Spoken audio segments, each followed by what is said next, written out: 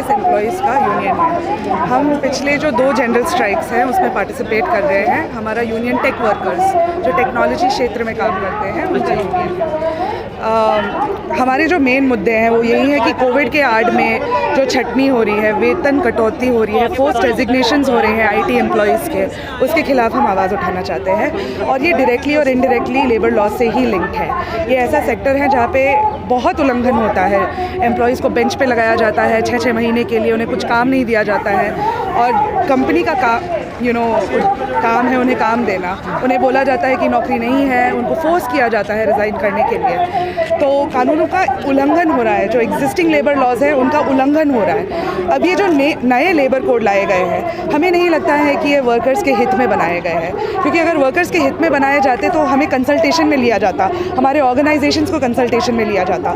जैसे कृषि कानून लाया गया एक बहुत ही अनडेमोक्रेटिक प्रोसेस के थ्रू, कोई ट्राईपार्टाइट डिस्कशन नहीं हुआ है एम्प्लॉयर्स, एम्प्लॉयज़ के ऑर्गेनाइजेशंस और गवर्नमेंट के बीच में, तो हम कैसे इनको मान लें, हम इन्हें कैसे एक्सेप्ट करें। मैडम, आपको नहीं लगता जो आज स्थिति बनी हुई है सब लोगों के साथ, कहीं ना कहीं इसके जिम्मेदार ये यूनियन भी रही है? आप बताइए कि यूनियन कैसे रही है। देखिए, वर्कर्स के हित में कौन काम करता है? सरकार तो काम नहीं करती है, पूंजीपति तो काम नहीं करते हैं, तो एक यूनियन ही है। यूनियन देखिए बहुत, यूनियन अब काम नहीं कर रही है, अब तो वो पॉलिटिक्स कर रही है, वो राजनीति में ज़्यादा। तो पॉलिटिक्स करना चाहिए यूनियंस को। किसने कहा है कि यूनियंस को पॉलिटिक्स नहीं करना चाहिए? वो एक पॉलिटिकल ऑर्गेनाइजेशन है, वो NGO नहीं है, वो संस्था नहीं है, वो संगठन है।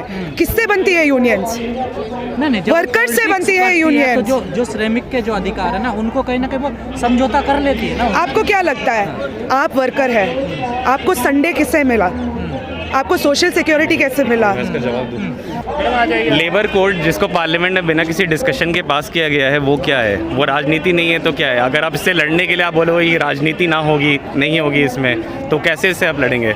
अब एक तरफ से राजनीति अगर खिली जाएगी तो अब राजनीति को कब आपने कहा संसद में पास हो गए, हाँ, संसद में डिस्कशन नहीं हुआ है, हाँ, पास हो। हाँ, लेकिन जो श्रमिक के लिए लड़ते थे, हाँ, वो आज जीत कर संसद में चले गए, लेकिन उन्होंने विरोध नहीं किया। मेरा कहने का मतलब ये है, नहीं किया होगा तो नहीं किया होगा, जिसने भी किया और नहीं किया उससे हम, वो मजदूरों के भरोसे जीत कर, तो जो मजदूरों के, तो वो बहुत सारी पार्टियों ने मजदूरों के भरोसे, अब जो अभी पार्लियामेंट जो सरकार बना के रखे हैं उन्होंने मजदूरों ने वोट नहीं किया है, उम्मीद से वोट किया है ना, लेकिन उन्होंने मजदूरों के लिए काम नहीं किया।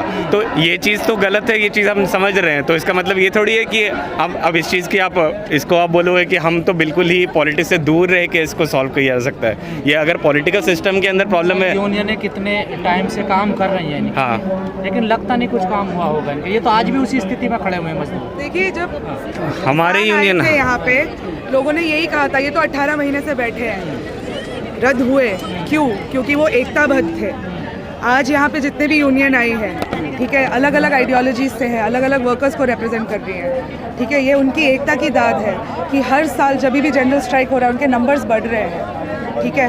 यूनियंस वर्कर्स को समझा रही है कि कैसे ये जो कानून है, जैसे इन्हें एडवर्टाइज़ किया जा रहा है, ऐसा बिल्कुल नहीं है। हम IT सेक्टर में काम करते हैं, लोग तो यही कहते हैं ना, हम AC में बैठते हैं, हमें अच्छी सैलरी मिलती है। आप किसी BPO वर्कर से बात कीजिए, फॉरेन के कंपनीज़ के लिए वो कॉल सेंटर में काम करते हैं, 10 घंटे से कम नहीं काम करते हैं वो कम्यूट को मिला के।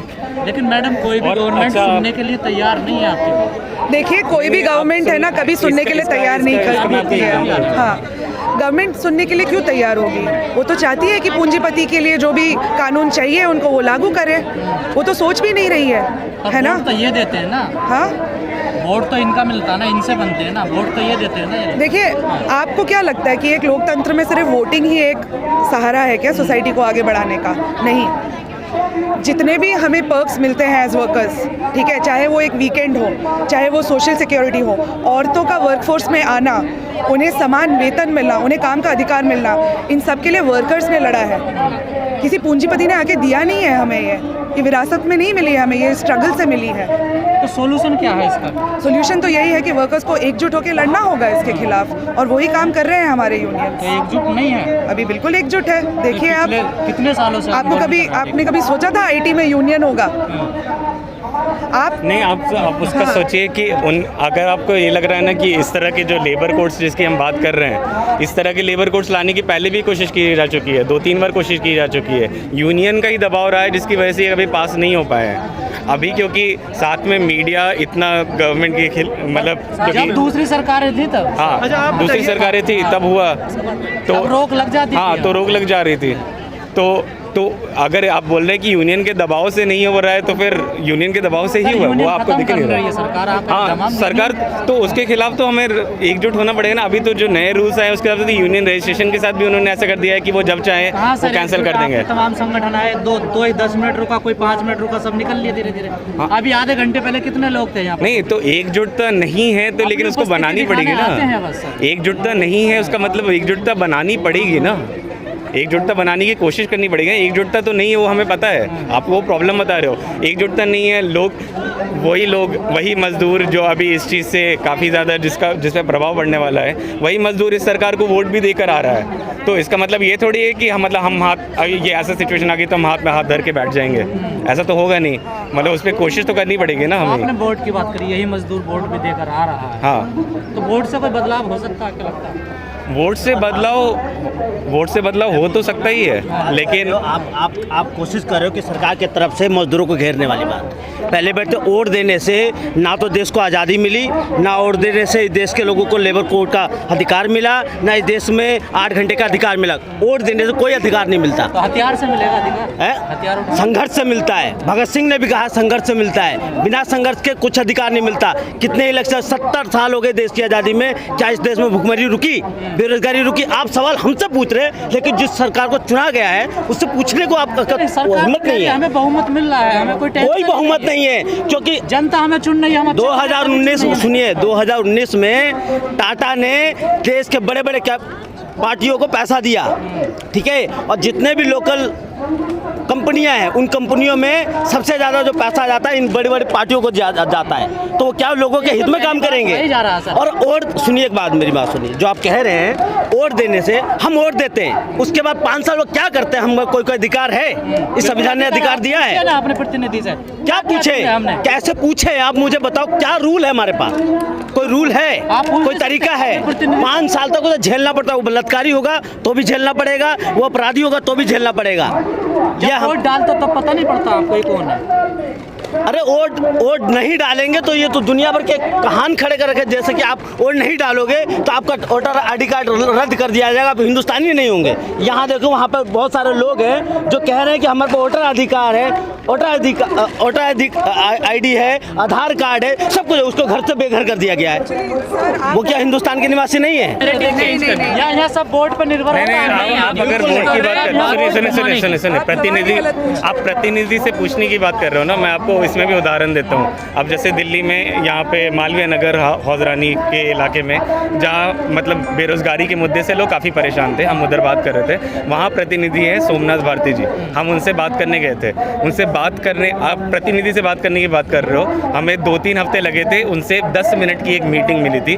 10 मिनट की मीटिंग में भी हमें सिर्फ ये पता चला कि अभी सरकारी पद में भरने दिल्ली सरकार के हाथ में ही नहीं है। इसके आगे अब उन्होंने बोल दिया इसके आगे आपको तुम्हें पूछना है तो अब LG के पास जाओ। LG से तो हमें मीटिंग अभी तक मिली ही नहीं है। आप प्रतिनिधि से बात करने की बात कर रहे हो, वोट लेने के बाद लोग जो गायब हो जाते हैं, जो मिलते ही नहीं है जनता को, जो जनता की प्रॉब्लम सुनने को तैयार ही नहीं है। आप उसमें जनता, आप बोल रहे हो कि जब तक मतलब एक इंसान है ना जो आपके सुने, आपके बीच का हो, आप हाँ तो बिल्कुल चुनेंगे, बिल्कुल चुनेंगे। मैं इसीलिए तो वोट की, आप भी चुनोगे ऐसा? आप तो अपने बीच में ये हाँ तो ये सिर्फ प्रतिनिधि चुनना आपको लग रहा है इतना मजाक की बात है? एक कॉन्स्टिट्यूंसी में मैं सर जाति धर्म के नाम पे, जाति धर्म के बाद मैं जाति धर्म, आपको लग रहा है कि नहीं, आपको लग रहा है कि हम लोग बड़ी संख्या ऐसी है जो जाति धर्म के वोट देती है, नहीं आप मान? लोग देते हैं, हाँ लोग दे रहे हैं। तो ये चीज़ बदलने के लिए आपको लग रहा है, समझ लो मैं मजदूरों का इशू उठा रहा हूँ, आपको लगता है अपनी कॉन्स्टिट्यूंसी में ही, मैं जहाँ रहता हूँ वहाँ पे करीब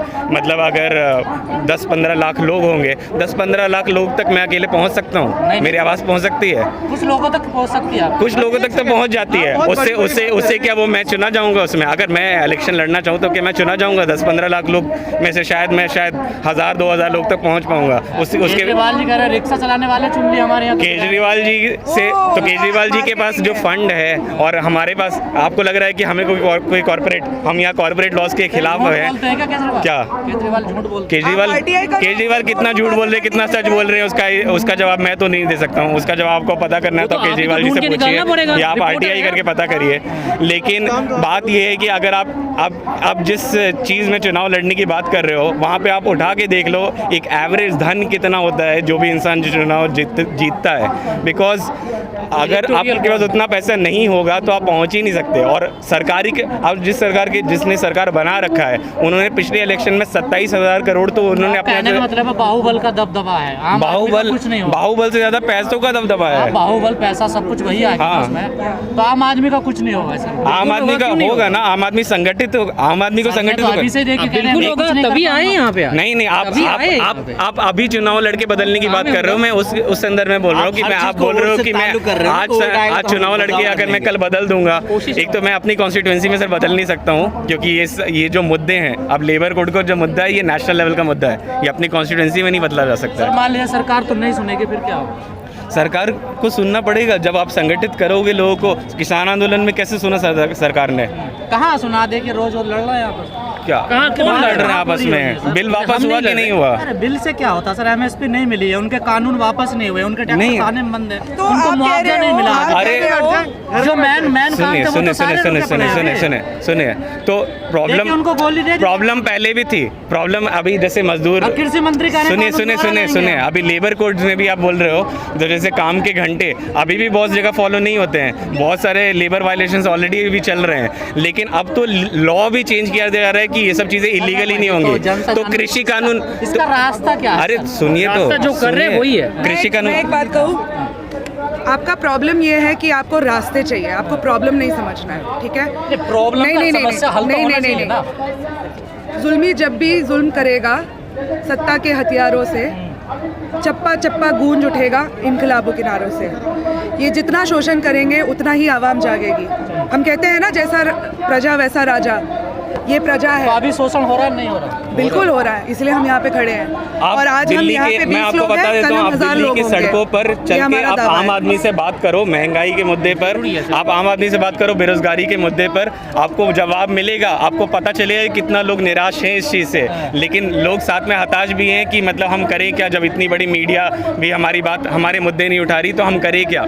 लेकिन इसी चीज़ों में संगठन काम आता है। जब संगठन से आप लोगों को दिखाते हैं, लोगों की उम्मीद मिलती है कि हम संगठित होकर लड़ सकते हैं इससे, तो उससे जुड़ते हैं। लेकिन ये ऐसा नहीं है कि आप 1-2 दिन में, अभी हमारे यूनियन से आप सवाल पूछ रहे हो, हमारी यूनियन रजिस्टर 2 साल पहले हुआ है और हमने काम करना अभी 2020 के एंड से शुरू किया है इस पर। अगर आप सोच रहे हो कि इतनी जल्दी हम बदल देंगे चीज़ें, तो ये तो नहीं होने वाला। और ये तो ये एक यूनियन है, 200 साल पुरानी यूनियन भी होगी, लेकिन वो यूनियन क्या हमेशा वो सेम स्ट्रेंथ पे रही है? अलग अलग चीज़ें लाके उनको बांटा नहीं गया है, उनको तोड़ा नहीं गया है, उनके लीडर्स को मारा नहीं गया है, बांटने के काम नहीं चले।